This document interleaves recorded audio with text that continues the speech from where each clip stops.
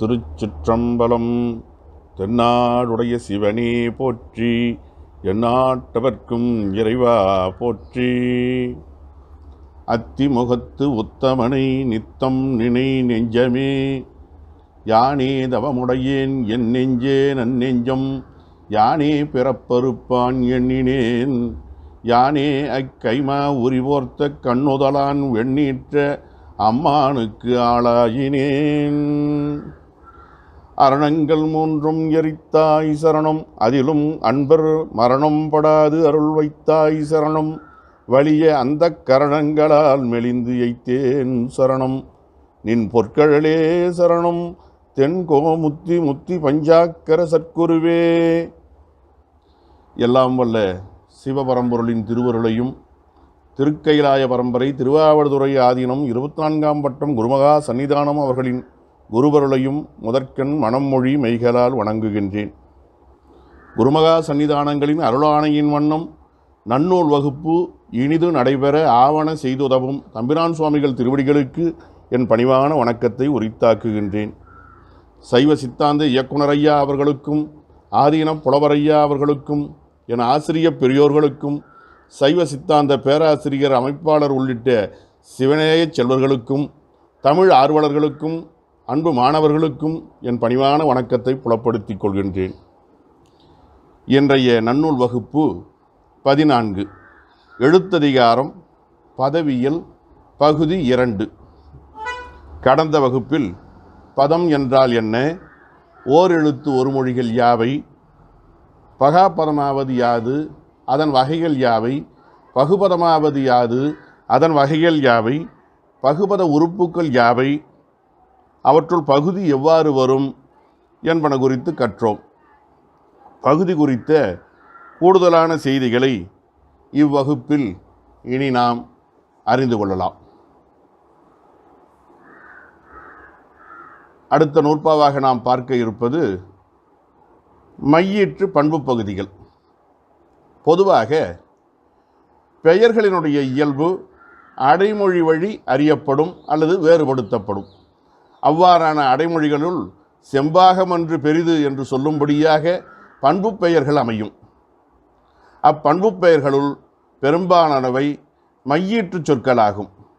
ஆதலின் அதற்கு அதாவது மையீற்று சொற்களிலே சிறப்புடையனவாக அமைவன மட்டும் இங்கே பதிவு செய்யப்பட்டிருப்பதை காண முடிகின்றது. உயிரீற்று புணரியலுள் மையீறு அடங்குமல்லவா, அங்கு கூறலாமே எனின் இவை பெரும்பாலும் தமக்கென தனித்த புணர்ச்சி விதிகளை கொண்டனவாக அமைதலின் பகுதி பற்றி கூறும் இப்பகுதியிலேயே அவர் உரைக்கலாயினார் என்க. பண்பு என்பது பொதுவாக வண்ணம், வடிவம், அளவு, சுவை, இயல்பு ஆகியவற்றை உணர்த்தும் என்பது நாம் அறிந்ததே. கூடுதலாக இன்னும் எவை எவை அடங்குகின்றன என இனி இந்நூற்பாவில் காண்போம். மையீற்று பண்பு பகுதிகள் ஒவ்வொரு நூற்பாவை பார்க்கலாம். செம்மை, சிறுமை, சேய்மை, தீமை, வெம்மை, புதுமை, மென்மை, மேன்மை, திண்மை, உண்மை, நுண்மை, இவற்று எதிர் எண்ணவும் பண்பின் பகா நிலைப்பதமே. அழக ஒரு 13 சொற்களை வரிசைப்படுத்தி சொல்லியிருக்கிறார். 11 சொற்கள் இதில் இடம்பெற்றிருக்கின்றன, கூடுதலாக 2 சொற்கள். இதில் 22 சொற்களை சொல்வதற்கு, ஏன் அதற்கும் மேலாக சொல்வதற்கு பதிலாக 11 மையீற்று சொற்களை மட்டும் கூறி இவற்றின் எதிர்ச்சொற்களாக வருவனவும் இன்ன பெறவும் அடங்கும் என்று சொல்லுகிற காரணத்தினாலே இது சுருங்கச் சொல்லல் என்னும் உத்தியின்பால் அமைந்திருப்பதாக நம்மால் அறிய முடிகிறது. இதில் இன்னவும் என்று சொன்னார் பாருங்க, அது இணையவும் என்று அடிக்கடி இவர் சொல்லுவார். நம்ம முன்பு கூட படிச்சிருக்கோம். நல்லாசிரியர் குறித்து அவர் குறிப்பிடுகிற பொழுது உலகியல் அறிவோடு உயர்குணம் இணையவும் என்று சொல்லுவார். அடுத்த நூற்பாவில் கூட இனமிகள் இணையவும் என்று சொல்வார். அந்த இணையவும் என்று சொல்வது இவருடைய வழக்கம். அந்த மாதிரி இன்னவும் என்று சொல்லியிருக்கிறார் என்று எல்லோரும் குறிப்பிடுவார்கள். இதில் இன்னொரு சிந்தனையும் தோன்றுகிறது.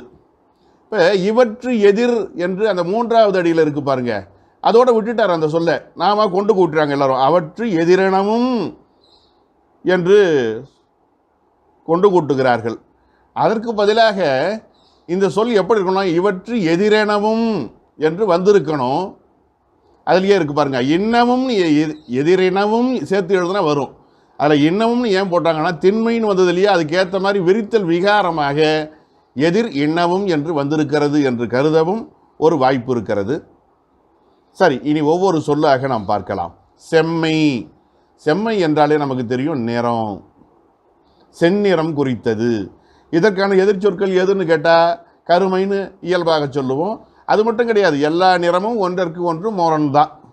ஆகையினாலே இந்த செம்மை என்கிற இந்த சொல்லுக்கு எதிர்ச்சொற்கள் கருமை, வெண்மை, பசுமை, பொன்மை. பொன்மைங்கிறது மஞ்சளை குறிக்கும். இப்படி சொல்லலாம். மற்றொருவர் ஆக்கிய வண்ணங்கள் 5 மேல் உண்டோ, நீ நோக்கிய வண்ணங்கள் 100 என்று சொல்வார் தமிழ் விழுதூது ஆசிரியர். அதனால் அடிப்படை வண்ணங்கள் 5, இந்த 1 போக மீதி 4ஐயும் இதற்கு எதிர்ச்சொற்களாக நாம் கருதுதல் தகும். இறைவனை கூட சொல்லுகிற பொழுது, இறைவன் அல்லது இறைவியை சொல்லுகிற பொழுது 5 நிறங்கள் உடையவர் என்று சொல்லுவது வழக்கம். நிறங்கள் ஓர் 5 என்று பெருமானை சிவபுராணம் போற்றுவதை காண்கிறோம். பிங்களை நீலி செய்யால் வெளியால் பசும் பெண்கொடியே என்று அபிராமி அந்தாதி குறிப்பிடுகிறது. செய்ய ஒருவர் கரிய கண்டர் செண்பை நகராரே சம்பந்தர் தேவாரம். செய்யார் கரிய மிடற்றார் வெண்ணூல் சேர்ந்த அகலத்தார் முதல் திருமுறை. செய்யான் வெந்நீர் அணிவான் அதுவும் முதல் திருமுறை. செய்யா வெந்நீராடி திருவம்பாவை. செய்யாய் கரியாய் வெளியாய் போற்றி திருத்தாண்டகம். வெளியாய் கரியாய் பச்சையனே செய்ய மேனியனே என்பது நீத்தல் விண்ணப்பம். இப்படி இறைவனுடைய அந்த நிறங்கள் எல்லாம் குறிக்கப்படுவதை நாம் திருமுறைகள் வாயிலாக அறிந்திருக்கிறோம். இதுவும் இல்லாமல் இன்னொரு செய்தியும், இது உரையாசிரியர் அத்தனை பேரும் சொல்கிற கருத்து, இன்னொரு கருத்தும் அடியானுடைய மனசில் படுது. செம்மை என்பதற்கு நாம் செம்மை திடமேன்னு படிப்போம் இல்லைங்களா, திருமுறைகளில் படிக்கிறோம் இல்லைங்களா. ஆக அந்த செம்மை என்பதற்கு அங்கே பார்த்தீங்கன்னா செம்மையான சிறந்த அப்படின்னு அர்த்தம். அதாவது செங்கோல், அந்த பண்பு சொல்ல எடுத்துங்க. செம்மை கூட்டல் கோல், அதுக்கு எதிர்ச்சொல் பார்த்தீங்கன்னா கொடுங்கோல், கொடுமை. கொடுமை பல செய்தன நான் அறியேன் என்று அப்பர் பெருமான் சொல்கிறாரு. அந்த மாதிரி இது ரெண்டும் நினச்சி பாருங்க. அப்போ செம்மைக்கு எதிர்ச்சொல் கொடுமை என்றும் சொல்லலாம். நிறம் அடிப்படையில் எதை சொல்லலாம், பண்பு அடிப்படையில் கொடுமை என்று சொல்வதும் இதற்கு பொருந்தும். அந்த உரையோடு நம்ம எதையும் சேர்த்துக்கலாம். அதுக்கப்புறம் சிறுமை. சிறுமை பல சிறுமை, அந்த சொல்லாட்சியை பாருங்க. அளவில் சிறுமை, எதிர்ச்சொல் அதுக்கு பெருமை, எல்லாருக்கும் தெரியும். பெருநீர் அறச் சிறு மீன் துவண்டாங்கு நீத்தல் விண்ணப்பம். அற்றம் மறைக்கும் பெருமை சிறுமைதான் கொற்றமே கூறிவிடும், அந்த திருக்குறளிலே வருது அந்த எதிர்ச்சொற்கள். அப்புறம் சேய்மை.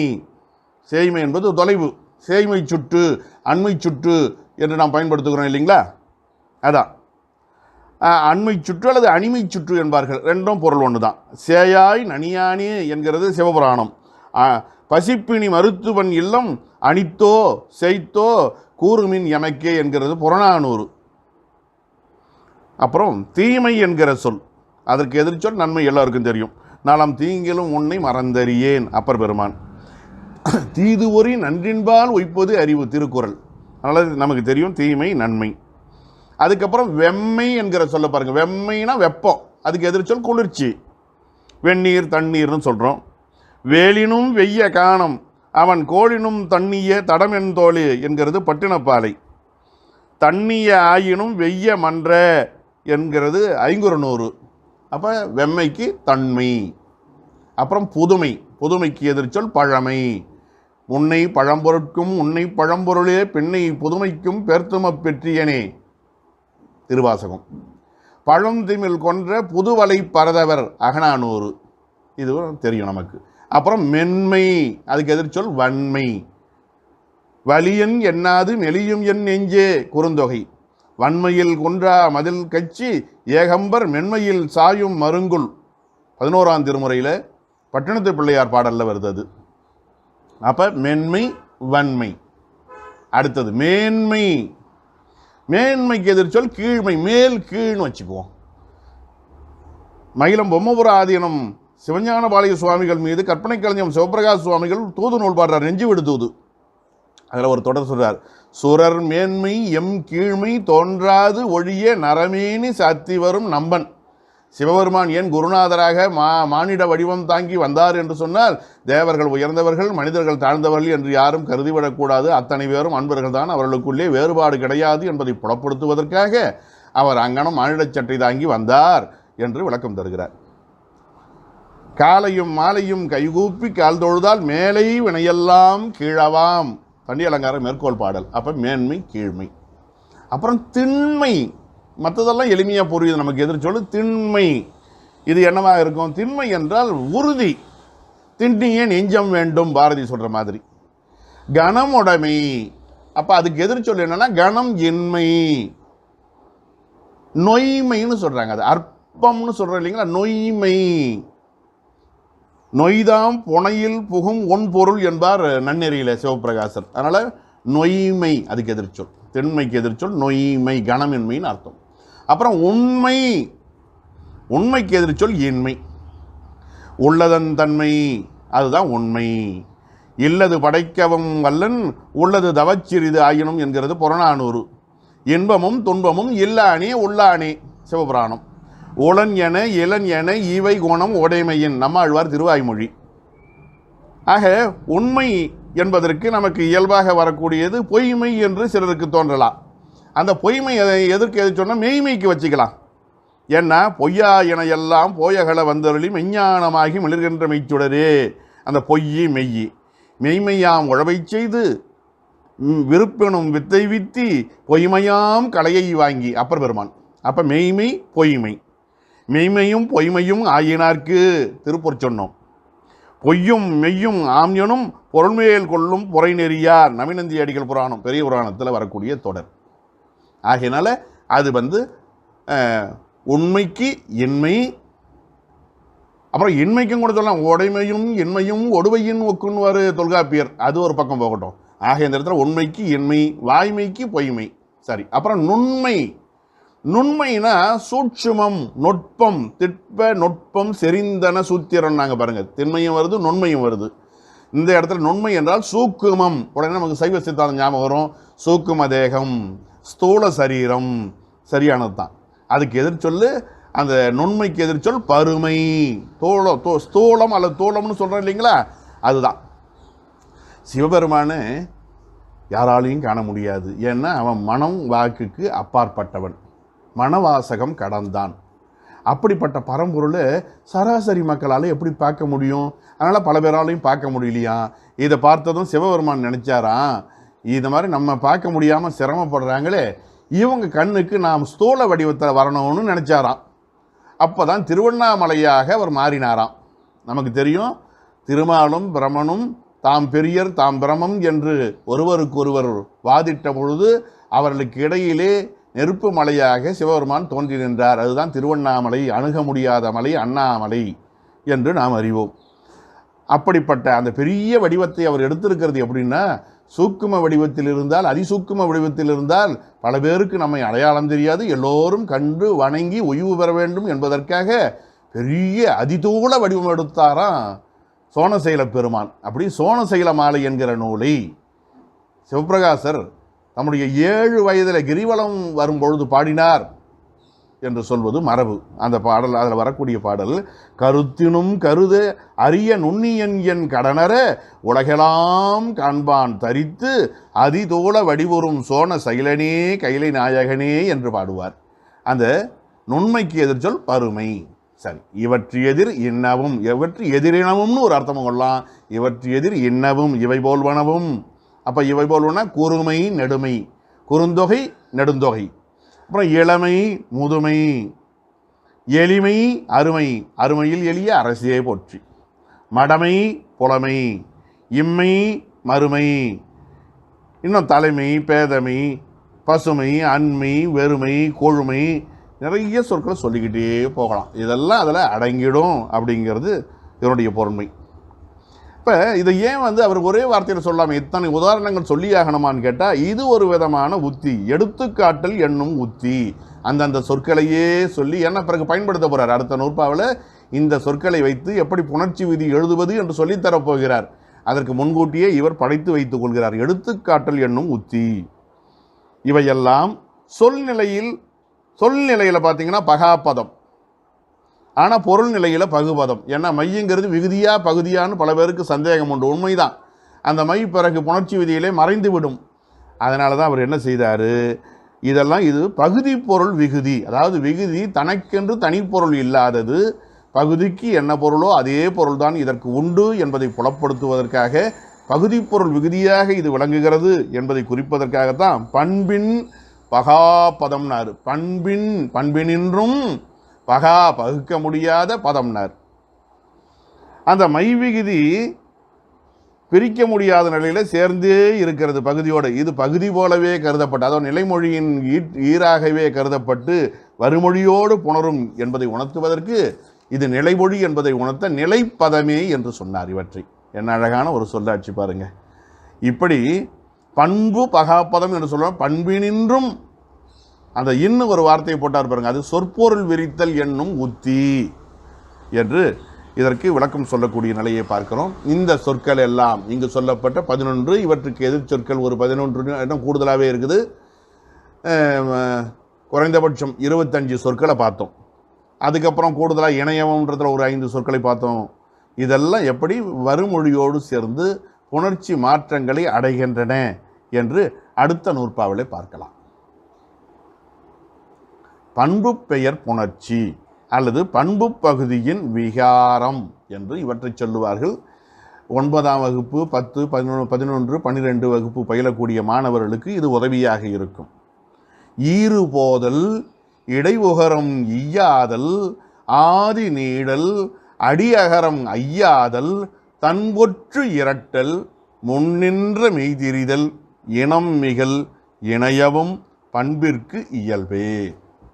இந்த முன்ன பார்த்த மையீற்று பண்பு பெயர்கள் எல்லாம் வறுமொழியோடு எப்படி, அது விகுதியாக இருந்தாலும் சரி பதமாக இருந்தாலும் சரி, எப்படி புணரும். ஈறு போதல், அந்த வார்த்தையை பாருங்க.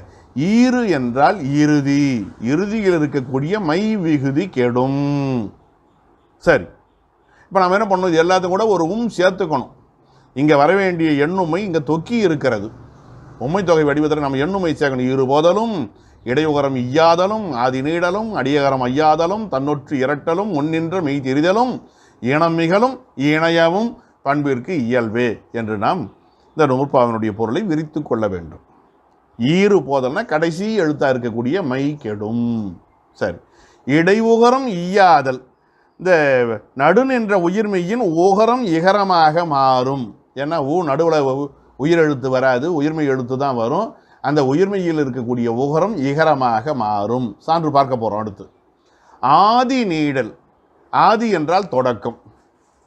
தொடக்கத்தில் இருக்கக்கூடிய குரில் நெடிலாக மாறும். அது உயிர் குரிலாக இருந்தாலும் சரி, உயிர்மெய் குரிலாக இருந்தாலும் சரி, நெடிலாக மாறும்.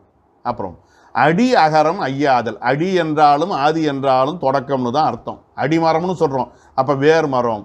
அடிநான்னு சொன்னோம் பாருங்க, முதல்னா அடிநான்னு சொன்னோம் பாருங்க, அதுவும் அடி என்றால் கீழேன்னு மேலோட்டமான அர்த்தம், ஆனால் தொடக்கம்னு தான் அர்த்தம். அப்போ அடி அகரம்னா மொழி முதலில் இருக்கு. ஆதி என்றாலும் அடி என்றாலும் ஒன்று தான். ஆதி அகரம் ஐயாதல்னு அதுக்கு அர்த்தம் வச்சுக்குவோம். சொல்லின் முதலில் இருக்கக்கூடிய அகரமானது ஐகாரமாக மாறும். அது உயிர் அகரமாக இருந்தாலும் சரி, மெய்யோடு சேர்ந்த உயிர்மெய் அகரமாக இருந்தாலும் சரி, ஐயாக மாறும். அந்த அகரம் ஐயாகும். தன் ஒற்று இரட்டல், தனிக்குறளை அடுத்து வரக்கூடிய ஒரு உயிர்மெய் எழுத்து இருக்கும் இல்லையா, அந்த உயிர்மெய் எழுத்தில் இருக்கக்கூடிய ஒற்று இரட்டும் பார்க்க போகிறோம்.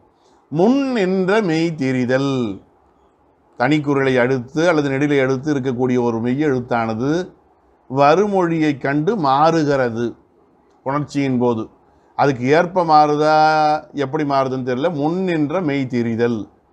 அப்புறம் இனம் மிகல், வறுமொழிக்கு ஏற்ற அது வல்லினமாக இருந்தால் இது மெல்லினமாக தான் வழக்கம். இனமிகள்னாலே வல்லினத்துக்கு ஏற்ற மெல்லினம் என்பது அர்த்தம்.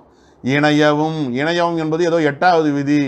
இதுக்கு என்ன இலக்கணம் நிறைய பேர் கேட்பாங்க. இணையவும்னா இவை போல்வன பிறவும், அந்த சொல்லுக்கு இணையவும், இப்படிப்பட்டனவும், இவ்வாறு வருவனவும்.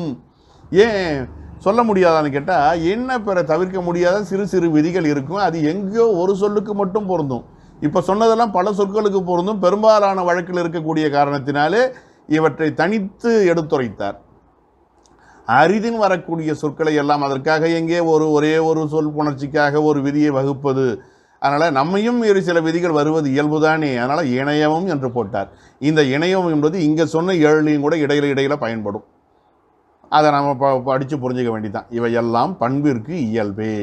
இந்த மையீற்று பண்பு பெயர்கள் வருமொழியோடு அல்லது விகுதியோடு புணருங்காலத்து ஏற்படக்கூடிய மாற்றங்கள் ஆகும்.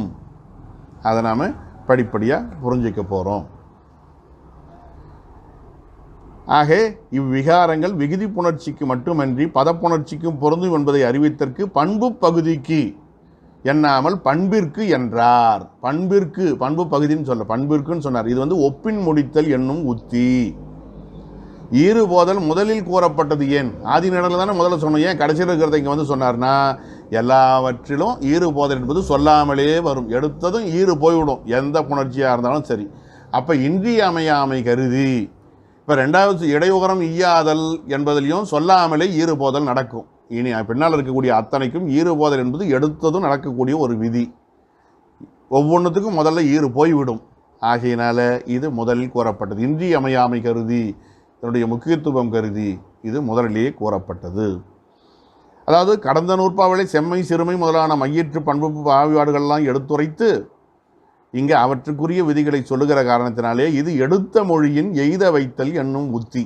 அதாவது முன்பு எடுத்து காட்டிய இலக்கியத்தில் தான் சொல்லும் இலக்கணம் பொருந்தும்படியாக அமைப்பது. முன்ன சொல்வது இலக்கியம், அதுக்கான இலக்கணம் இது அப்படிங்கிறார். ரொம்ப நல்ல சிறப்பானது. மகிழ்நாதர் என்ன செய்கிறாரு? பல புணர்ச்சி மாற்றங்களை முதல் விதியிலேயே அடக்கிறார். ஈறு போதலை ஏன் முதலில் சொன்னார் தெரியுமா என்று எடுத்துக்கொண்டு, ஆனால் வழக்கமாக முன்ன சொன்ன கருத்து என்னென்னா, ஈறு போதல் எல்லாவற்றிலும் வரக்கூடியது, அதனால் அது முதலில் சொல்லப்பட்டதுன்றது பெரும்பாலான உரையாசிரியர் சொல்வது. மகிழ்நாதர் இந்த ஒன்றையே மனசில் வச்சுக்கிட்டு அவர் என்ன பண்ணுறாரு? ஈறு போதல் என ஈற்றுச் செய்கையை முதலில் கூறிய அதனால் இக்கேடு ஒருதலை. இது கட்டாயமாக எல்லாத்துலேயும் வரும். ஒருதலைனா உறுதின்னு அர்த்தம். அப்படி கெடுவழி ஈற்று உயிர் கெடுதலும், உயிர் மட்டும் கெடுதலும், மையில் இருக்கக்கூடிய உயிர் மட்டும் கெட்டு இருக்கும். ஈற்று உயிர்மெய் கெடுதலும், மை சேர்ந்து உயிரும் மெய்யும் சேர்ந்து கெடுதலும், ஈற்று உயிர் மெய்யோடு ஈற்றயல் உயிர் கெடுதலும், இணை எழுத்து வருமொழிக்கண் வரக்கூடியது அதற்கேற்ப அமைவது என்பதும் இப்படி எல்லாவற்றிற்கும் கொள்க. இந்த இவ்விதியெல்லாம் ஒன்றற்கல்ல என்பதும் கொள்க. இப்படி இது எல்லாம் ஒரே புணர்ச்சியில் வரணும்னு அவசியம் கிடையாது, மாறி மாறியும் வரும் அப்படின்னு எல்லா இலக்கணத்தையும் அந்த ஈறு போதலையே வச்சு நிறைய போதிக்கிறார். சரி, ஈறு போதலுக்கு சான்று பார்க்கலாமே ஒவ்வொன்றா. ஈறு போதல் வெண்பட்டு செம்மலர் சிறுவன் பார்ப்போம். வெண்பட்டு வெண்மை கூட்டல் பட்டு. ஈறு போதல் விதிப்படி மை கெட்டது. அப்போ மீது என்ன இருக்கும்? வெண்பட்டு. சரி. செம்மலர் செம்மை கூட்டல் மலர். ஈறு போதல் விதிப்படி மை கெட்டது. அங்கே செம் இருக்கு, மலர் இருக்கு, சேர்ந்து செம்மலர் என்று ஆகியது. அதுக்கடுத்து பாருங்க, சிறுவன் சிறுமை கூட்டல் அன். ஈறு போதல் விதிப்படி மை கெட்டது. சிறு இருக்கு, அங்கே அன் இருக்கு. இந்த ரூவும் ஆவும் ரெண்டு உயிர் எழுத்துக்கள். இங்கே உயிர் ஈறு, அங்கே உயிர் தொடக்கம் உயிர் முதல், ரெண்டும் ஒன்றும் சேராது. அதுக்கு ஒரு விதி இருக்குது, நம்ம பிறகு படிக்க போகிறோம். இ ஐ வழி எவ்வும், ஏனை உயிர் வழி வவ்வும், ஏமுன் இவ் இருமையும் உயிர்வரின் உடம்படு மெய்யென்று ஆகும் என்று ஒரு நூற்பாவை நம்ம பிறகு பார்க்க போகிறோம். அந்த விதிப்படி ஏனை உயிர் இல்லையா ரூ ஊகரம், அதனால் அங்கே இவ் வந்தது. உடல் மேல் உயிர் வந்து ஒன்றுவது இயல்பு. இவ்வும் ஆவும் சேர்ந்து வா என்று மாறியது. பிறகு படிக்க போகிற விதியை நம்ம இங்கே பொருத்தி தான் ஆகணும். எல்லாத்துக்கும் இது பொது இயல்பு. இங்கே சொல்லப்பட்டது மட்டும் இல்லாமல் என்ன பிற விதிகளும் நமக்கு தெரிந்திருக்க வேண்டும். அப்போ தான் இது முதல்ல இருக்கிற 2 சான்றுக்கு தேவையில்லை, 3வது சான்றுக்கு தேவை. இருந்தாலும் இந்த சொல்லை இங்கு சொல்லாவிட்டால் வேறு இங்கு சொல்வது எப்படி புரிந்து கொள்வது? இடை உகரம் ஈயாதல். சிறியன் பெரியர் புதியர் கொடியர், இந்த நாளையும் பார்க்கலாம். சிறியன் சிறுமை கூட்டல் அன். மை சொல்லாமலே ஈறு போதல் போய்விடும். அது ஏன் சொல்லக்கூடாது? முதல் விதியாக சொன்னதுனால எல்லாத்துக்கும் அது பொதுன்னு பார்த்தோம். அப்போ சிறு கூட்டல் அன்னுன்னு இருக்கா, அந்த ரூ தான் இடை உகரம் இருக்கு இல்லையா, ரூ, அந்த ஊ ஈயா மாறிடும், ஈயா ஆதல். அப்போ ரீன்னு ஆகுது. சிறி அன். முன்னைய சொன்ன மாதிரி இ ஐ வழி எவ்வும், யகர ஒற்று உடம்படு மெய்யாக வருகிறது. ஈயும் ஆவும் சேர்ந்து யா, உடல் மேல் உயிர் வந்து ஒன்றுவது இயல்பு என்ற விதிப்படி சிறியன். அதே மாதிரி பெருமை கூட்டல் அரு. ஈறுபோதல் விதிப்படி மை கெட்டது. பெரு ரு வந்து ஈயாச்சு, இடையோகரம் ஈயாதல். அப்புறம் அரு இருக்குது, ரீ இருக்குது, இது ரெண்டுத்துக்கு நடுவில் யகர உடம்படுமை வந்தது. உடல் மேல் உயிர் வந்து ஒன்றுவது இயல்பு விதிப்படி ஈயும் ஆவும் சேர்ந்து யா ஆகியது பெரியர். அதே மாதிரி புதியர், புதுமை கூட்டல் அர், ஈறுபோதல் விதிப்படி மை கெட்டது. இடையோகரம் ஈயாதல் விதிப்படி தூ தீயா மாறிச்சு. அங்கே அரு இருக்குது, இங்கே யகர ஒற்று வந்தது, உடம்படுமையா. அப்புறம் உடல் மேல் உயிர் வந்து ஒன்றியது புதியர்.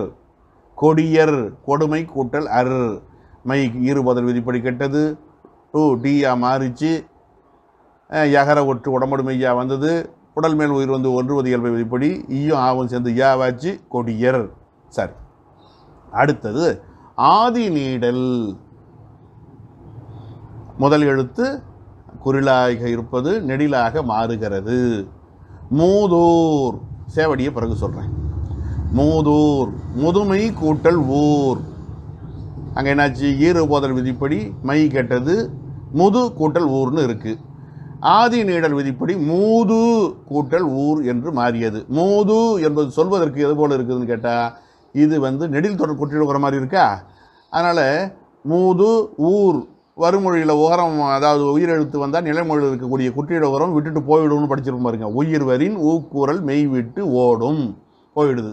மூ இத் ஊர் என்று இருந்தது. உடல் மேல் உயிர் வந்து ஒன்றுவது இயல்பை விதிப்படி இத்தும் ஊவும் சேர்ந்து தூ என்று மாறி மூதூர் என்று ஆனது.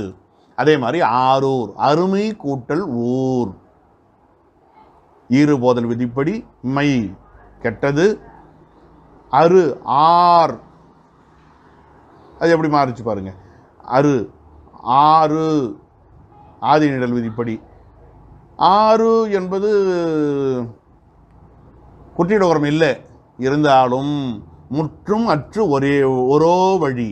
முற்றியலுகரத்துக்கும் சிறுபான்மை அந்த விதியானது பொருந்தும், குற்றியலுகர விதி பொருந்தும் என்கிற அடிப்படையில் அதே மாதிரி உயிர்வரின் ஊக்குரல் வெய்விட்டு ஓடும், முற்றும் அற்று ஒரோ வழி என்ற விதிப்படி அங்கேயும் அந்த மாதிரி கெட்டது. உடல் மேல் உயிர் வந்து ஒன்றியது, அப்படி மாறிச்சு.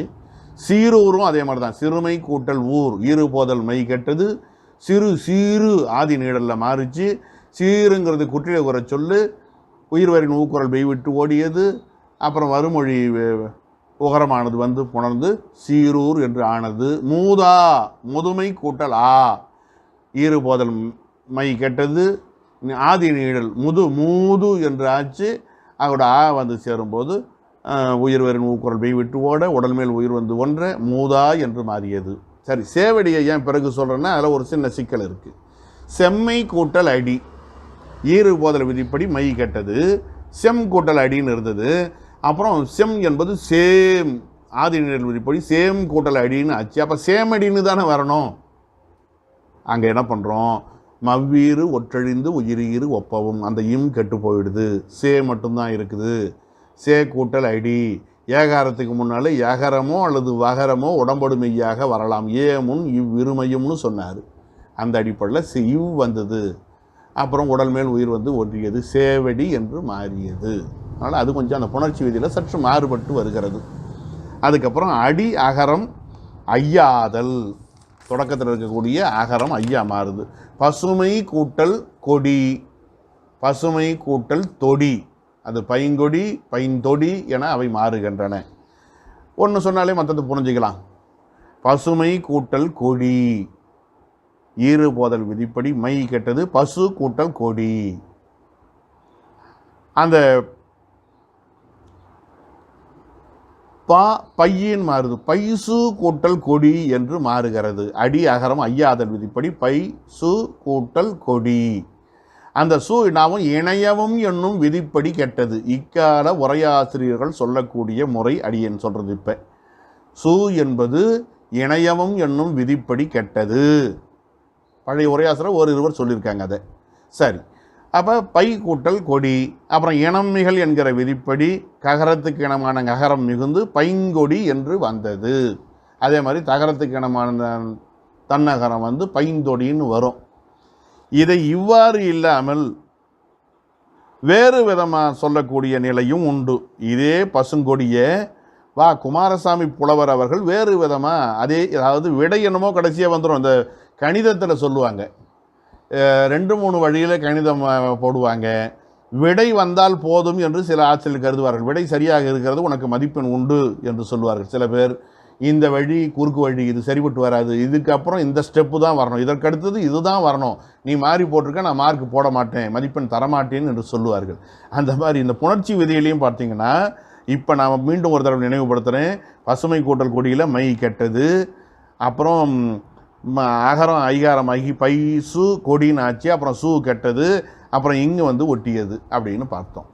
இது இவ்வாறு இல்லாமல் இன்னொரு விதமான முறை, பசுமை கூட்டல் கொடி ஈறு போதல்ல மை போச்சா, அப்புறம் என்னாச்சு சு கெட்டது. ஏன்னா நடுநின்ற உகரமும் அந்த ஈறு போதல் விதிப்படியே கெடும். மயில்நாதர் ஒன்று சொன்னார் பாருங்க, ஈருன்னு சொன்னார் ஒழிய மை போதல்னு சொல்லலையே. அவர் நினச்சிருந்தா 2 எழுத்து வேலை 1 எழுத போட்டுக்கலாமே, மை போதல் போட்டிருந்தா பிரச்சனையே இல்லையே. ஈறு என்று சொன்னால் அது ஈற்றில் இருக்கக்கூடிய மையையும் குறிக்கலாம், மையில் இருக்கிற ஐயையும் குறிக்கலாம், அந்த மையக்கு முன்னால் இருக்கிற ஒரு உயிரையும் குறிக்கலாம். அதனால தான் நான் மயில்நாதர் உரையை முன்ன சுட்டி காட்டினேன். அந்த அடிப்படையில் தான் இவர் வகுக்கிறார் குமாரசாமி புலவர். இவர் தெளிவாக சொல்கிறார். அதனால் அவர் என்ன சொல்கிறாரு, நடுநின்ற சகர உகரமும் சேர்ந்து கெட்டது ஈறு ஓதல் விதிப்படி. அப்புறம் பா கூட்டல் கொடின்னு இருக்குது. அப்புறம் பா கூட இங்கு வருமொழிக்கு ஏற்ற மாதிரி இணை எழுத்து வந்து பங்கொடி என்று வந்தது, பிறகு பை என்று மாறியதுங்கிறார். கடைசியாக தான் சொல்கிறாரு இந்த அடியகரம் ஐயாதலை. அது உரையாசிரியர்கள் வெவ்வேறு விதமாக வேறுபடுகிறார்கள். முதல்ல சொன்னது பெரும்பான்மை வழக்கமாக இருக்கிறது, ஏற்புடையன கொள்கை. சரி, இன்றைய வழக்கில் நம்ம மாணவர்களுக்கெல்லாம் சொல்கிறது இந்த முதல்ல சொன்ன விதிப்படி பொருத்தமாக இருக்குன்னு தோணுது. பெரியவங்க சொல்லியிருக்காங்கன்னா அதில் ஒரு நியாயம் இருக்கும், அது மேற்கொண்டு சிந்திப்போம். சரி, அதுக்கப்புறம் தன் ஒற்று இரட்டல், சிற்றூர் வெற்றிலை, சிறுமை கூட்டல் ஊர், வெறுமை கூட்டல் இலை. ஐயா சிறுமை கூட்டல் ஊர் சீரூர்னு வரும், சிற்றூர்னு வருமானு கேட்டால் வரும். செய்யுள்ள அவரவர்கள் ஏற்புடைய நிலையிலே அவற்றை வகை தொகைப்படுத்தி கொள்வார்கள். அதில் எதுவும் தப்பு இல்லை. பசுமை கூட்டல் தமிழ் பசுந்தமிழ்னு சொல்லலாம், பைந்தமிழ்னு சொல்லலாம். அந்தந்த புணர்ச்சி விதிக்கு ஏற்ற மாதிரி வரக்கூடிய, அதாவது அந்த விடைக்கு ஏற்ற மாதிரி விதிகளை வருவித்து கொள்ள வேண்டியது தான். இரண்டுமே சரி, இதில் எதையும் நம்ம தப்பு சரி என்று சொல்வதற்கு இல்லை. அது மாதிரி சீரூரும் சரி சிற்றூரும் சரி, அந்தந்த விதி அது அதுக்கு பொருந்தும். சிறுமை கூட்டல் ஊர், அங்கே என்னாச்சு ஈறு போதல் விதிப்படி மை கெட்டது, சிறு கூட்டல் ஊர்னு இருக்குது. தன் ஒற்று இரட்டல், அதான் சொன்னேன், 2வது எழுத்தாக இருக்கக்கூடிய அந்த உயர்மையில் இருக்கக்கூடிய ஒற்று இரட்டும். பெரும்பாலும் டகர டா ரா தான் அப்படி வரும். நெட்டிலை நெடுமை கூட்டல் டர ஒற்று இரட்டும் வெற்றுமை மிகவேன்னு பிறகு படிக்க போகிறோம். அதே பவனந்தி மொழிகள் தான் சொல்ல போகிறேன். அதனால் இந்த 2 எழுத்துக்கள் தான் இப்படி இப்போ வரக்கூடியன. அப்போ சிற்று ஊர் என்று மாறுகிறது ஒற்று இரட்டிக்கும் பொழுது. அப்புறம் வழக்கம் போல் சிற்று என்பது பார்க்கறதுக்கு வன்தொடர் கூட்டிட உகரமாக இருக்கா. ஆனால் வறுமொழியை கண்டதும் அந்த உகரமானது உயிர்வரின் ஊக்குரல் மெய் விட்டு ஓடுதா, அப்புறம் உடல் மேல் உயிர் வந்து ஒன்றுதா, அப்போ நெடில் வந்து அங்கே பொருந்தும் போது வந்து பொருந்தும் போது சிற்றூர். அதே மாதிரி வெற்றிலை வெறுமை கூட்டல் இலை மை கெட்டது, வெறு வெற்று என்று ஆனது. அந்த வெற்று வடிவமும் சிற்று மாதிரி தான் இருக்குது. அந்த கெட்டது இலையில் இருக்கக்கூடிய வந்து சேர்ந்து வெற்றிலை என புணர்ந்தது. அதுக்கப்புறம் முன் நின்ற மெய் திரிதல், இதுதான் ஒரு சிரமமான செய்தியாக இருக்குது. எப்படி கெட்டது ஏன் வந்ததுன்னா சொல்கிறதுக்கு அடையாளம் இல்லை. வெந்நீர் வெம்மை கூட்டல் நீர், வெம்மை கூட்டல் நீர், அது என்னாச்சு மை ஈறு போதல் விதிப்படி மை கெட்டது, வெம் கூட்டல் நீர்னு இருக்குது. அது என்னாச்சு அப்படியே வருமொழிக்கு ஏற்ற மாதிரி தெரியுது. முன் நின்ற மெய் திரிதல், வெம் நீர், வருமொழி நகரத்துக்கு ஏற்ற மாதிரி இந்த மகரம் நகரமாக தெரிந்தது. அதே மாதிரி வெவ்வேல் வெம்மை கூட்டல் வேல், ஈறு போதல் விதிப்படி மை கெட்டது, வெம் கூட்டல் வேல். அந்த இம்மு இருக்கு பாருங்க, அது வருமொழி வகரத்துக்கு ஏற்ற மாதிரி இவ்வாக மாறியது. முன் நின்ற மெய் திரிதல் வெவ்வேல் என்று வந்தது. வருமொழிக்கு ஏற்ற மாதிரி மாறிக்கிறது. நிலைமொழியில் இருக்கக்கூடிய அந்த பண்பு சொல்லில் இருக்கக்கூடிய மை அந்த ஒற்றெழுத்து மாறுகிறது. அப்புறம் இல்லான், இல்லானை பிரித்தா வேற மாதிரி பிரிக்கணும், இல்லானை பிரித்தால் வேற மாதிரி பிரிக்கணும். நமக்கு தெரியும். இல்லானை இல்லாலும் வேண்டால், இல்லான் என்றால் பொருள் இல்லாதவன், இல்லால் என்று சொன்னால் இல்லத்தை ஆளுபவன்.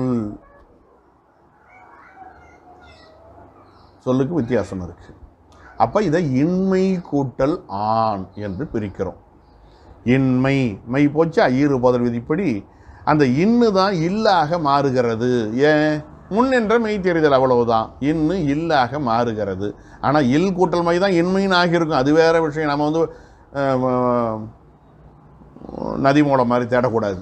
இங்கே இருக்கிறதுக்கு ஏற்ற மாதிரி அர்த்தம் பண்ணணும். இல் ஆண், இல்லு வறுமொழிக்கு முன்னின்ற மெய் தெரிதல், வறுமொழிக்கு ஏற்ற மாதிரி மாறி. வறுமொழின்னா அங்கேயாவது நகரம் வந்தது இந்த மாறிச்சு, வகரம் வந்தது இவ்வாச்சுன்னு சொல்கிறோம். அப்படிலாம் கிடையாது. இது தானாக தெரிந்தது, அதுக்கெல்லாம் ஒன்றும் காரணம் கிடையாது. முன்னின்ற மெய் தெரிதல், ஏன் தெரிந்ததுன்னு கேட்கக்கூடாது, அதுதான் விதி. எதுவும் தெரியலன்னா அதுக்கு பேர் விதி. அப்போ இல் ஆண் என்று மாறுகிறது. தனிக்குரல் முன் ஒற்று உயிர்வரின் இரட்டும் என்கிற விதிப்படி ஒற்று அந்த இல்லு 2 இல்லா மாறுது, இரட்டிக்கிறது. அந்த 2வது இல்லோடு சேர்ந்து உடல் மேல் உயிர் வந்து ஒன்றுவது இயல்பு விதிப்படி இல்லான் என்று அது மாறுகிறது. அதே மாதிரி தான் செய்யன், செம்மை கூட்டலன் ஈறு போதல்ல மை போச்சு, இம்மு முன்னின்ற மெய்திரு செய் என்று இம்மு ஈயா மாறுச்சு. தனிக்குரல் முன் ஒற்று உயிர்வரின் இரட்டியது, 2 ஈயா ஆச்சு. 2வது ஈய அகரத்தோடு சேர்ந்து யாவாச்சு, உடல் மேல் உயிர் வந்து ஒன்று இயல்பு. அப்போ செய்யன் என்று வந்தது. அப்புறம் இனம் மிகல், குறுந்தொகை, அருந்தமிழ், நெடுந்தொகை, நிறைய சொல்லிக்கிட்டு போகலாம். சான்றுக்காக 1-2 நம்ம கொடுத்துருக்குறோம், அவ்வளோதான். பொறுமை கூட்டல் தொகை, குறுந்தொடிக்கும் இது பொருந்தோம், எல்லாத்துக்கும் பொருந்தோம். ஈறு போதல் விதிப்படி மை கெட்டது. அப்போ குறு தொகை வெறுமனை நீக்குது. தகரத்துக்கு இனமாக இனம் மிகல் இந்து வந்தது குறுந்தொகை. அதே மாதிரி அருமை கூட்டல் தமிழ், ஈறு போதல் விதிப்படி மை கெட்டது. அரு தமிழ் அப்படின்னு நிற்கக்கூடாது. வறுமொழி தகரத்துக்கு இனமான நகரம் வந்து அருந்தமிழ், இனம் மிகல் அப்படி புணர்ந்தது. இது எளிமையாக இருக்குது. இணையம் வந்தால் முன்னையே ஒரு சான்று சொன்னோம் நாம. அந்த பைசு கொடி, பைங்கொடி என்று பார்க்கும்போது சூ கெட்டது இணையம் விதிப்படின்னு பார்த்தோம். வேறவன் சொல்லலாம். இவங்க இன்னும் சில உதாரணங்களை உரையாசிரியர் தராங்க. காராடு, கருமை கூட்டல் ஆடு, ஈறு போதல் விதிப்படி மை கெட்டது. கரு என்பது காரு, ஆதி நீடல் பிரகாரம் காருன்னு ஆச்சு.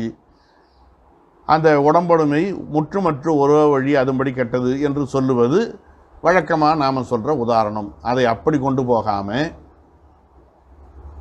கருமை கூட்டல் ஆடு, ஈறு போதல் விதிப்படி மை கெட்டது, கரு கார் என மாறியது என்று சிலர் கருதுகிறார்கள். அதனால் இது இணையம் விதியில் அடங்குகிறது என்கிறார்கள். அதுக்கு அடுத்தது இன்சொல், இனிமை கூட்டல் சொல் மை கெட்டதா, ஈறு போதல் விதிப்படி இனி நீ வந்து இன்னா மாறிச்சாதான் சொன்னாங்க முன்னே. ஈற்றில் இருக்கக்கூடிய உயிர்மெய் கெடுவதோடு அதற்கு அடுத்து அதற்கு முன்னால் இருக்கக்கூடிய மெய்யின் உயிர்மெய்யின் உயிர் கெடுதலும்னு சொன்னார் பாருங்க மயிலிநாதர். அந்த விதியெல்லாம் இதில் அடங்குது, இணையமும் என்பதில் அடங்குது. அப்போ ஈ கெட்டது இன்சொல் என்று நின்றது. தூய்மை கூட்டல் மலர் தூமலர், ஈறு போதல் விதிப்படி மை போச்சு. யகர ஒற்றும் அதே மாதிரி தான் நீங்கியது. ஏன் இணையமும் விதி. அப்போ தூ மலர் என்று ஆனது. துய்ய, இதுவும் அதே தான். தூய்மை கூட்டல் ஆ, தூய்மை கூட்டல் ஆ, ஈறு போதல் விதிப்படி மை போச்சு. தூய் ஆ அப்படின்னு இருந்து அது தூயன்னு வந்துடும் எளிமையாக போட்டோம்னா. தூ தூ என குறுகியது. ஏன் குறுகியதுன்னு கேட்கக்கூடாது, அதெல்லாம் இனம் இது இணையமும் விதி. அப்போ துய் என்று மாறியது. தனிக்குரல் முன் ஒற்று உயிர்வரின் இரட்டித்தது, 2 யகரமாக வந்தது.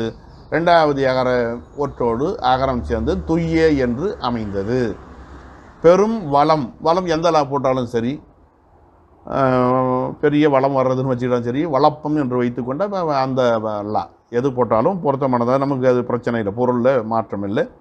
பெருமை கூட்டல் வளம், ஈறு போதல் விதிப்படி அப்படி போயிடுது. பெருவளம் அந்த சொல்லுவோம். இங்கே பெரும் வளம் இப்படி சொல்கிறது நம்ம பெருவளம்னு சொல்கிறது தான் வழக்கம். இப்படியும் சில நூலில் இருக்குதுன்னு உரையாசிரியர் காட்டுகிறார்கள். அதனால் நாமும் அதை பதிவு செய்ய வேண்டியவர்களாக இருக்கிறோம். ஏன்னா முப்பெரும் விழா என்கிறார்கள், முப்பெரு விழா என்றும் சொல்லுகிறார்கள். இதுவும் சொல்லலாம் போல தெரியுது. இது உரையாசிரியர் சொல்லக்கூடிய செய்தி, நாம் எதையும் வருவிக்கலை, சொல்லலை. பெருமை கூட்டல் விழா பெருவிழா என்பதில் ஐயமில்லை. ஆனால் பெரும் வளம் என்று சொல்லக்கூடிய சொல்லை பார்க்கிற பொழுது பெரும் விழா என்று கூட ஒரு சொல்லாட்சி இருக்குமோ என்று நினைக்க தோன்றுகிறது. சரியா தவறா என்பது பிறகு ஆய்வுக்குரியது. அப்போ இதில் ஐகாரம் ஈறு போதல்னு சொன்னோம் இல்லையா, மை கெட்டதுன்னு சொல்லலையே, மை போதல்னு சொல்லியே. அதனால் ஈறுன்றது வெறும் உயிராக கூட இருக்கலாம் இல்லையா, அந்த உயிர் ஐ மட்டும் போக இம் அப்படி இருந்தது என்று உரையாளர் தரக்கூடிய விளக்கம்தான் இது. அதனால் சங்கர நமச்சிவாயர் அவர்கள் குறிப்பிடுகிற பொழுது ஈறு கெடுதல் என்று சொல்லாமல் ஈறு போதல் என்றது ஏன் என்று எடுத்துக்கொண்டு சில கருத்துக்களையும் அழகாக சொல்கிறார். மெய்யின் இயக்கம் அகரமொடு சிவனும் என்ற அகரம் பன்னீர் உயிரும் மெய்யோடு புணர வருங்காலத்து நீங்கும் அல்லவா அப்படிங்கிறார். நாம் என்ன நினைச்சோம், பொதுவாக அடியனுடைய மனசில் என்ன படுதுன்னா, மெய்யின் இயக்கம் அகரமோடு சிவனும் என்று சொல்லுகிற பொழுது நாம் இக்கு என்று உச்சரிக்க முடியாது, அது கா என்று சொல்லுவோம், இங் என்று சொல்ல முடியாது, ngா என்று சொல்லுவோம் என்று நான் அந்த ஒளிக்கு மட்டும் அர்த்தம் வச்சுக்கிட்டேன். எழுதுறதுக்கு அர்த்தம் வைக்கக்கூடிய நிலையும் இருக்கிறது, ஒளிக்கு அர்த்தம் வைக்கக்கூடிய நிலையும் இருக்கிறது. நம்ம பொதுவாக எழுதுறதுக்கு தான் சொல்லுவோம். லல வேற்றுமையில் ரடவும் என்று சொல்லும்போது இல்லு என்று எழுதுவதற்கு பதிலாக லா என்று எழுதுகிறாருன்னு அடியன் மனசில் அந்த எழுத்து மட்டும்தான் ஞாபகம் வந்து. ஆனால் சுவாமி இவங்க சக்கரமிச்சுவாயர் அழகாக குறிப்பிட்றாங்க. என்ன சொல்கிறாங்க, அது சுவாமியும் அந்த இடத்துல குறிப்பிடக்கூடிய சிவஞான சுவாமிகளும் சொல்கிறாங்க. அங்கே வரக்கூடிய குறிப்பு நுட்பம் என்னென்னா, மெய்யின் இயக்கம் அகரமோடு சிவனும் என்று சொன்னால் உச்சரிப்பும் அடங்கும். ஏனென்றால் அகரம் எல்லா எழுத்தோடும் நீக்கமாக நிறைந்திருக்கிறது என்று பார்த்தோம். இம் என்று சொல்லுகிற பொழுது அங்கே அகரமும் கூடியிருக்கிறது. வாயை திறந்தால் தானே பிறக்கும். அதனால தான் அகரம் என்றாலே வாய் திறத்தல்னு நம்ம பார்த்துருக்கோம் இல்லைங்களா. அதனால் அதனுடைய அர்த்தம் என்னென்னா, மெய்யின் இயக்கம் அகரமோடு சிவன்னா வாய் திறத்தலால் பிறக்கக்கூடியன எல்லா எழுத்துக்களும். அப்போ மெய்களும் அப்படித்தான் பிறக்கக்கூடியன. அவை இப்போ இக்குங்கிறது அகரத்தோடு சேர்ந்ததாக இருக்கிறது, உச்சரிக்கும் பொழுது வாய் திறத்தலால் பிறக்கிறது. ஆனால் அதுவே ஊவோடு சேர்ந்தும்போது கூ என்று மாறுகிறது. அந்த இடத்துல அகரம் நீங்குகிறது, ஓகரம் சேர்ந்து நிற்கிறது. அதுபோல விகுதி முதலியன புணர வருங்காலத்து இது பண்படி நிற்க அப்பகுதி பொருள் விகுதி நீங்கும். அந்த மை கெடும். பகுதி பொருள் விகுதியாக தானே இப்போ இருக்குது. பசுமை, வெண்மை, செம்மை. அந்த மை கெடுவதற்கு இதையே ஓமையாக காட்டுகிறார்கள். ஒரு இலக்கண செய்தியை இன்னொரு இலக்கண செய்திக்கு ஓமை காட்டுவது என்பது மிக அரிய செயல். நுட்பமானவர்கள் தான் அந்த மாதிரியான செயல்பாடுகளை மேற்கொள்வார்கள். இன்னும் விதந்து கூற முடியாத விகாரங்களும் இருக்கின்றன. அவை வந்தொழி காண்க. ஆதலால் இணைய என்று சொன்னார். அந்த இணையன்றதுக்கு விளக்கம் கொடுக்கிறார். அது மட்டும் கிடையாது, இவ்விகாரங்கள் இன்றியும் இது கட்டாயம் வந்தாவணும் கிடையாது. இங்கே சொன்ன இத்தனை விதிகள் இருக்கிறதே, இந்த 8 விதியும் வரணும்னு அவசியம் கிடையாது. 7-8 விதிகள் இல்லாமல் செம்மை கூட்டலன் செம்மையன், கருமை கூட்டலன் கருமையன் என்று புணரவும் கூடும். எனவே இணையவும் என்று சொன்னதற்கு இப்படி ஆவணவும் உள என்று சொன்னால் அது எதிர்மறை உண்மையாக கொள்க. இப்படி ஆகாதனவும் உள, இந்த விகாரங்கள் பெறாத சொற்களும் உள. இணையவும் என்பதை எதிர்மறை உண்மையாக கருதுகிறார். நாம் வழக்கமாக என்ன சொல்லுவோம், இணையம்னா இது எதிரெதிரழிய எச்சோமை, இதுபோல் வருவன பெறவும் என்று நாம் நினச்சிக்கிட்டு இருக்கிறோம். இணையவும் என்பதற்கு இது நாள் வரையில் அப்படி தான் எண்ணம் இருந்தது.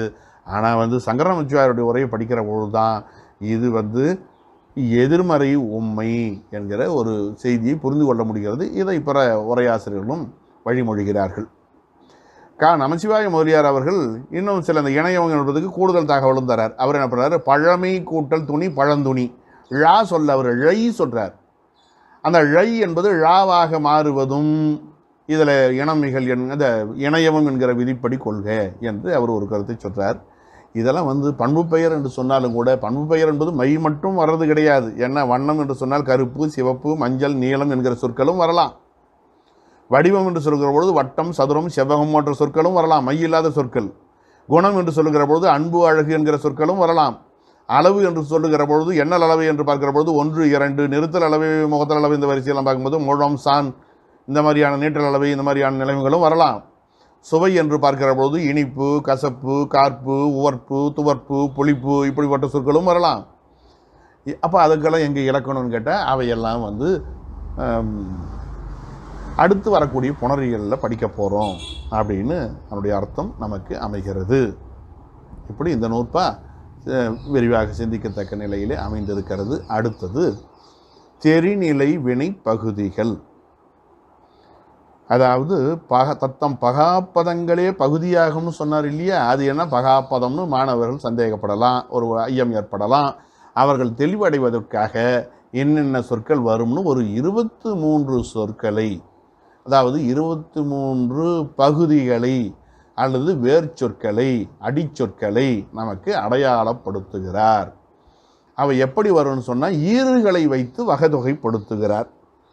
உயிர் ஈறு 11, மெய்யீறு 11, குற்றியலுகரம் 1, ஆக மொத்தம் 23. நாம் முன்ன படித்தது 24ன்னு படிச்சிருக்கிறோம் இல்லையா.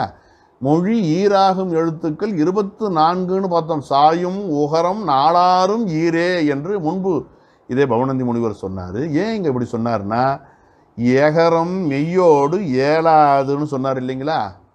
அப்போ ஏகரத்தை கொண்டாந்து நம்ம நடுவில் வைக்க முடியாது, அது வந்து அளபடையில் தான் வரும். அதனால் அந்த இடத்துல அங்கே வச்சுக்கிட்டோம். நாம் அந்த ஏகரத்தை நீக்கி பார்த்தா மீதி இருக்கிறது சரிதான். அந்த 1 நீக்கி 23 என்கிற அந்த கருத்து சரிதான். சரி, இந்த 23ல் அவர் என்ன பண்ணார், நட வா என்கிற சொற்களை எடுத்துக்கொண்டாலும் நட என்பது நட என்கிற ஒன்றை மட்டும் குறிப்பது கிடையாது. அகர ஈற்று சொற்கள் அத்தனைக்கும் அதுதான் ரெஃபரன்ஸ் ஸ்டேட்டிவ்னு சொல்கிறோம் இல்லைங்களா? பிரதிநிதி சொல், ஒரு சான்றுக்காக வருவது. அது என்ன சொல்லுவோம், வாய்பாட்டு சொல்னு சொல்லலாமா? இவை அத்தனையுமே செய்யும் என்னும் வாய்பாடுன்றாங்க, செய் என்னும் வாய்பாடு. அப்போ இதெல்லாம் வாய்பாடுகள். வாய்பாடு என்றால் பலவற்றுக்கும் பொதுவானதை ஏதோ ஒரு சொல்லை வைத்து சொல்லுவது, அவற்றுள் ஏதேனும் ஒன்றை கொண்டு சொல்லுவது. அதான் நூற்பாவை பார்க்கலாம். இது வந்து தெரிநிலை வினைப்பகுதி அல்லது செய்யன் ஏவல் வினைப்பகாப்பதம் என்கிற பெயரை உடைய இந்த தலைப்பு. முதல் வரியும் பொருந்தும், கடைசி வரியும் பொருந்தும். இது ரெண்டையும் வச்சு நாம் தலைப்பாக கொண்டு முடிவு செய்யலாம். நட வ மடி சி விடு கூ வே வை நோ போ வௌ உறிஞ் உன் பொருண் திரும் தின் தேய் பார் செல் வௌ வாழ் கேள் அஃது என்று எய்திய இருபான் மூன்றாம் ஏற்றவும் செய்யன் ஏவல் வினைப்பகாப்பதமே. இதில் சொன்னார், பகுதி கூற வந்தவர் அதுதான் ஏவல் வாய்பாடு பெற வருகிற காரணத்தினால் அதனையும் உடன் கூறினார். இது ஏவல் மாதிரியே இருக்கு பாருங்க. பகுதி என்பது உண்மையாகவே ஒருத்தர் இன்னொருத்தர் ஏவர மாதிரி இருக்கும். செய்தான் என்று எடுத்துக்கொண்டால் கூட செய், படித்தான் படி, கொடுத்தான் கொடு, கேட்டான் கேள். அந்த பகுதியை பார்த்தீங்கன்னா ஒருத்தன் இன்னொருத்தனை பார்த்து ஏவுவதை போல இருக்கிறது. ஒருமை ஏவலாக இருந்தால் நட வா உன் தின் என்பன வரும். இதுவே முழு சொல்லாக இருக்கிற பொழுது மற்ற வினைப்பகுதியாக வந்தால் நடந்தான் வந்தான் என்று வரும் அப்படின்னு பார்க்குறோம். இதில் இது வந்து ஏன் இப்படி சொன்னாருன்னா, வினை பகாப்பதம். பகாப்பதம் என்பது இங்கே மறுபடியும் நம்ம தான் பகுபதத்துக்கு வந்துட்டுமே, இங்கே என்ன பகாப்பதம் கேட்கக்கூடாது. இந்த பகாப்பதத்தை அவர் பகுதி என்ற பொருண்மையிலே பயன்படுத்துகிறார். மேலும் பகுக்க முடியாதது என்கிற வார்த்தையை சொல்லுவதற்காக வினைப்பகுதியேன்னு சொல்லியிருக்கணும். செய்யன் ஏவல் வினைப்பகுதிகளே என்று சொல்லியிருக்கலாம். இதை இருந்தாலும் நாம் மீண்டும் மீண்டும் அந்த சொன்ன கருத்தையை வலியுறுத்துவதற்கு பகாப்பதம் என்கிற சொல்லாட்சியை பகுதி என்னும் பொருளில் கையாளுகிறார். மறக்கக்கூடாது. மறுபடியும் முதல்ல போய் நிற்கக்கூடாது, அதே பகாப்பதம்னு கேட்கக்கூடாது. இப்போ பார்க்கலாம். இப்போ வினைப்பகாப்பதம் என்று சொன்ன காரணத்தினாலே என்ன பகாப்பதங்கள், அதாவது வினைப்பகுதி, இதுக்கு அர்த்தம் அப்படி தானே வைக்கணும்னு சொன்னோம். அப்போ வினைப்பகுதி இவை என்று சொன்னால் ஏனைய பகுதிகளும் உளவா என்று கேட்டால் இருக்கின்றன. பெயர் பகுதி இருக்கிறது. கடைக்கணித்தான் என்று சொன்னால் கடைக்கன் என்கிற பகுதி பெயர் சொல்லிலிருந்து பிறக்கிறது. அது நான் இங்கே சொல்ல வரல சொல்கிறார் அவர். போன்றான் போல் என்கிற சொல்லிலிருந்து வருகிறது, இடைச்சொல்லிருந்து. நான் அதை இங்கே சொல்லலை. கூர்ந்தான் கூர் என்கிற சொல்லிலிருந்து வருகிறது, நான் அதை பற்றி பேச வரல. நான் பெயர் சொல்லோ இடைச்சொல்லோ உரிச்சொல்லோ பகுதியாக இருப்பதை பற்றி இங்கு சொல்ல வரவில்லை. 90% அதற்கும் மேலாக வினைச்சொற்கள் தான் வழக்கில் உள்ளன. அதை பற்றித்தான் நான் சொல்லப் போகிறேன். ஆகையினால வினைப்பகாப்பதமே, அதாவது வினைப்பகுதியை பற்றி இந்த நூற்பாவில் பேசுகிறேன் என்று சொல்லி தொடங்குகிறார். இப்போ நட அந்த சொல்லை வச்சுக்கிட்டு பார்த்தோம்னா நிறைய சொல்லலாம். நடந்தான், ஏன்னா மாணவர்கள் பகுதியை கண்டுபிடிக்கிறது எப்படின்னு சிரமப்படுறாங்க. நடந்தான், அதுக்கு மட்டும்தான் நான் பொருந்தும். நடந்தான், நடக்கின்றான், நடப்பான், 3 ஆச்சா? அதே மாதிரி பெண்பாலுக்கு போடுங்க. நடந்தால், நடக்கின்றால், நடப்பால். நடந்தார், நடக்கின்றார், நடப்பார். பலர்பாலுக்கு போடுங்க. நடந்தது, நடக்கின்றன, நடக்கும் போடுங்க. நடக்கின்றன, நடந்தன, நடவான்ன்றனலாம் அந்த காலத்தில் சொல்லுவாங்க. நடப்பன. இப்படி பார்த்தீங்கன்னா படற்கைக்கே 15 சொல்லு வருது. படற்கைக்கே 15 வருது. அப்புறம் நடந்தேன், நடக்கின்றேன், நடப்பேன், நடந்தோம், நடக்கின்றோம், நடப்போம். இதில் ஒரு 6 வருது. எதிரில் இருக்கிறவங்கள பார்த்து ஆமாம் இது ஒரு 6. அப்புறம் எதிரில் இருக்கிறவங்கள பார்த்து நடந்தாய், நடக்கின்றாய், நடப்பாய், நடந்தீர், நடக்கின்றீர், நடப்பீர், இப்படி சொல்லிக்கிட்டே போகலாம். இதுவே ஒரு 27 வருது. அடே அப்பா, ஒவ்வொரு சொல்லுக்கும் 27 வரும் போல் இருக்கே. இன்னும் நான் வினையாளன் பெயரெல்லாம் சொல்லலை. இது மட்டும் வெறும் தன்மை முன்னிலை பழக்கை இருதினை ஐம்பால் சொற்களை பார்க்கிற போது இவ்வளோ வருது. இதை மயிலநாதர் விளக்கமாக சொல்கிறார். அதுக்காக நான் அங்கே பதிவு பண்ணுறேன். நட அதே மாதிரி மற்ற சொற்களுக்கும் ஒட்டிக்கொள்க. நட என்பது நட மட்டும் கிடையாது. கிட, உழ, பற, கல, சுர எல்லாத்துக்கும் பொருந்தும். கிடந்தான், உழந்தான், பறந்தான், கலந்தான், சுரந்தான் எல்லாத்துக்கும் பொருந்தும். அதே மாதிரி வா, வா என்றால் அந்த ஒரு சொல்ல மட்டும் வந்தான். இப்போ வந்தான் எப்படி பிரிக்கிறதுனா வா என்று பிரிக்கக்கூடாது. வா ஏனென்றால் அது ஒரு கட்டளை சொல் போல இருக்க வேண்டும். அது வா என குறிக்கியது விகாரம். அப்போ அந்த மூலச்சொல்லை நாம் தெரிந்து கொள்வதற்கு இந்த நூற்பாத்தான் உதவி செய்கிறது. பகுதி என்பதை அடையாளம் காண்பதற்கு உதவக்கூடிய நூற்பாவாக இது அமைகிறது. வா, சரி. அதே மாதிரி தா, தந்தான், சா, செத்தான் மாறுது, அது பார்ப்போம். அதுக்கப்புறம் மடி, ஈல முடியுது பாருங்க. நம்ம கடைசி அதாவது உயிர்மெய் எழுத்தில் இறுதியில் இருக்கக்கூடிய உச்சரிப்பை மட்டும் எடுத்துக்கணும். மெய் முதல் உயிர் ஈறு ஒலிப்பில் கண்டுபிடிக்கணும்னு படிச்சிருக்கிறோம். மடி, மடிந்தான் அல்லது மடித்தான். அதுக்கு மட்டுமா அடி, இடி, துடி, நடி, அணி, துணி, பனி, தனி, திணி, பிணி, துதி, உரி, தெரி, அரி, புரி, எரி, வல்லினரி, இடையினரி எல்லாத்துக்கும் போதும். எங்கெங்கெல்லாம் ஈல முடியுதோ அது பூரா வச்சுக்கோங்க. அப்புறம் சி, சீத்தான். அது என்ன சி? சீத்தான் என்று சொன்னால் கோதுதல், கோழி சிழிக்கிறதுன்னு சொல்கிறேன் பாருங்க. அல்லது நீக்குதல் எந்த அர்த்தம் வேணாலும் வைக்கலாம். சி என்றால் நீக்குதல் அல்லது கோதுதல். சீத்தான். தீ, தீந்தான் அல்லது தீத்தான். நீ, நீத்தான். மீ, மீத்தான் சொல்லிட்டு போகலாம். மீ அந்த அளவுக்கு பொருத்தமான தெரியல, இருந்தாலும் பொருள் வருமானால் எடுத்துக்கொள்ளலாம். புது புது சொல்ல கண்டுபிடிக்கலாம். வீடு, வீடு என்பது முற்றிய எழுகிறோம். விட்டான், இடு இட்டான், கொடு கொடுத்தான், எடு எடுத்தான், தடு தடுத்தான். அது மட்டும் கிடையாது, எல்லாம் குற்றியலுகரத்தில் முடியணும் கிடையாது. முற்றியலுகரம் என்று சொல்லி, ஏன்னா குற்றியலுகரம் பிறகு ஒரு ஈறு போட்டார் இல்லைங்களா. அதனால் இந்த சொற்கள்லாம் பார்த்தீங்கன்னா முற்றியலுகரத்துக்கு இந்த உகரத்தை வச்சுக்குவோம். இந்த வீடு என்பது முற்றியலுகரத்துக்கு முன்ன சொன்ன மாதிரி பிரதிநிதி சொல்ல வச்சுக்குவோம். அப்போ தூவினான், தாவினான், தூவு, தாவு, ஏனைய உகரங்கள் எல்லாமே முற்றுகரம் தானே, அதுக்கெல்லாம் இது பொதுன்னு வச்சுக்கலாம். அப்புறம் கூ, ஊகார ஈறு, கூவினான், கூ இன் ஆண் வகர உடம்படு பெற்று கூவினான் வருது. அதுக்கப்புறம் வே, சில பேர் ஏ என்றும் பிரிக்கிறார்கள். இது புணர்ச்சி விதியில் வே என்று வருகிறது. ஏ என்று உரையாசிரியர் இரு பிரிவாக இருக்கிறாங்க. அதில் ஒன்றும் மாற்றம் கிடையாது. ஏன்னா ஏவினான், வேன்னா வெந்தான், எல்லாம் ஒன்றும் சில வே வே என குறிக்கிறது விகாரம். சரி. வை, வைதான், வைத்தான், தைத்தான், நைந்தான் எல்லாத்துக்கும் பொருந்தும் வைங்கிறது. அதுக்கப்புறம் நோ, நொந்தான். நோ என்பது ஏகரம் மெய்யோடு ஏழாது. ஓ நவ்வோடாம், அது மட்டும்தான் வரும் ஓகர வரிசையில். அப்புறம் போ, ஓகாரம். போனான், மோந்தான், போயினான், போ. அப்புறம் வவ், வவ்வு கவ்வுன்னு வேணால் சொல்லலாம். வவ்வினான், கைப்பற்றுதல். கவ், வாயால் பற்றுதல். கவ்வியது, கவ்வினான் சொல்லலாம், ஒன்றும் தப்பு இல்லை. அப்போ இதெல்லாம் இவ்வளவும் 11 ஈறு ஏகரம் தவிர்த்து 11 வருது. 11 உயிர் ஈறுகள். அதுக்கு அடுத்தது 11 மெய்யீறுகளை பார்க்க போகிறோம். உரிஞ், ரொம்ப அரிய சொல்லாட்சி. உரிஞ் என்றால் ஒராய்தல் என்று நாம் முன்பே படிச்சிருக்கிறோம். உரிஞ்சினான் என்றால் ஒராய்ந்தான். உன், உண்டான். பொருண், பொருண்னா ஒப்பு, ஒப்பாதல். பொருணினான், பொருந்தினான், பொருணினான். பொருண் தான் வரணும், தூ வேண்டாம். ஒப்பானான். திரும், திரும்பினான் என்கிற சொல்ல திரும் என்கிற சொல்ல அன்றைக்கி சொல்லியிருக்காங்க.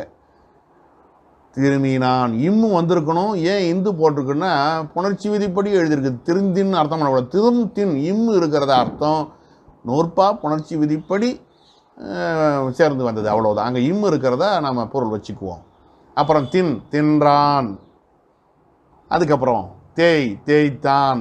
பார், பார்த்தான். செல், சென்றான். வவ், வவ்வினான். இங்கே என் கவு போட்டுக்கலாம். கவு, கவ்வினான். இப்போ இந்த வவ்வை எதில் சேர்க்கறது? அங்கேயும் சேர்க்குறீங்க, இங்கேயும் சேர்க்குறீங்கன்னா எப்படி வருதோ சேர்த்துக்கு இங்கே ஒன்றும் தப்பு இல்லை. அவ்விய நெஞ்சத்தான் ஆக்கமும் செவ்வியான் கேடும் நினைக்கப்படும் இடத்துல நீங்கள் அவ்வை போடலாமா வகரத்தை போடலாமான்னு நாம் தான் முடிவெடுக்கணும். ஆனால் அகர வகரம் தான் பெரும்பாலும் பயன்படுத்தணும். அந்த மாதிரி ரெண்டுத்துக்கும் பொருந்தோன்னா வச்சுக்கிங்கன்ட்டார். வாழ், வாழ்ந்தான். கேள், கேட்டான். வெவ்வேறு நிறத்தில் போட்டிருக்கோம். முதல் 11 உயிரீறு, அடுத்த 11 மெய்யீறு. அஹு, அஹினான். அஹினான்னா சுருங்கினான்னு அர்த்தம். அக்கு என்பது எல்லாத்துக்கும் ஒரு பொது சொல்லுன்னு வச்சுக்கோங்க. எல்லா குற்றியில் வரத்துக்கும் பொது சொல். ஓடினான், தேடினான், ஆடினான், பாடினான், ஏகினான், பேசினான், கோதினான், கொட்டினான், எட்டினான், தூங்கினான், எல்லாத்துக்கும் பார்த்தீங்கன்னா அங்கே ஓடு, தேடு, பாடு, ஏகு, பேசு, கோது, கொட்டு, எட்டு, தூங்கு, குற்றியில் வர ஈறுகள் வரும். வன்தொடர் குற்றியில் வருமோ, மென்தொடர் குற்றியில் வருமோ, நெடுந்தொடர் குற்றியில் வருமோ வரும். அப்படி வச்சுக்கோங்க. அக்கு என்று எய்திய இருபான் இற்றவும் செய்யன் ஏவல் வினைபகாப்பதமே. சரி, இப்போ இதில் ஒரு சந்தேகம். ஆசிரியர்கள் தெளிவாக விளக்கம் கொடுக்குறாங்க உரையாசிரியர்கள். ஒரே வடிவ விகுதி, அதாவது ஓர் ஈற்று விகுதி உணர்ச்சி விதியில் ஒரே மாதிரி வருமா வேறுபடுமான்னு கேட்டால் வேறுபடும். சான்றாக இல்லை எடுத்துக்கங்க. புல் என்கிற ஒரு சொல்லை எடுத்துக்கிட்டா புள்ளினான், அணைத்தல், புள்ளி கிடந்தேன் அப்படின்னு திருக்குறள் வரும், அணைத்தான்.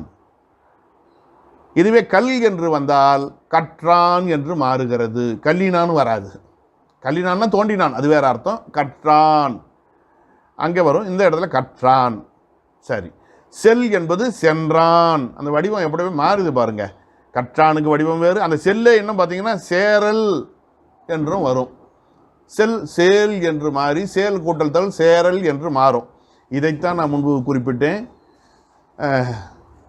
எனக்கு உடல்நிலை சரியில்லாத காரணத்தால் 2 நாட்கள் விடுமுறை தருமாறு கோருகிறேன். வல்லினர்வு போட்டால் கொலை செய்கிறேன் அர்த்தம் வந்து பரம்பரை, அதுதான் அர்த்தம். இங்கே இந்த மாதிரியான புணர்ச்சி விதிகள் தான் அந்த மாதிரி வினையை ஏற்படுத்துறது. அப்புறம் பார்த்தீங்கன்னா காத்தான், தாத்தான்னு சொல்லக்கூடாது, தந்தான். சாத்தான்னு சொல்லக்கூடாது, செத்தான். அப்போ தா எனக்கு உருகியது விகாரம், ஏ ஆனது விகாரம், சே என மாறியது செத்தான்னு மாறுது. அது மாதிரி கொணர் அருன்னு மாறுது, கொணர்ந்தான். விரவு என்பது விராவினான் என்று மாறுகிறது. முழுகு என்பது மூழ்கினான், அங்கேயும் பகுதி வேறுபாடு அடைகிறது. இது உரட்சி. முழுகு என்பது முழுகினான்னு வரலாம், மூழ்கினான்னு வரலாம். வருகிறான், நெடில் குறுகியது, உயர்மை வேற கூட வருது பாருங்க. வரு என தெரிந்தது விகாரம் என்று படிப்போம்.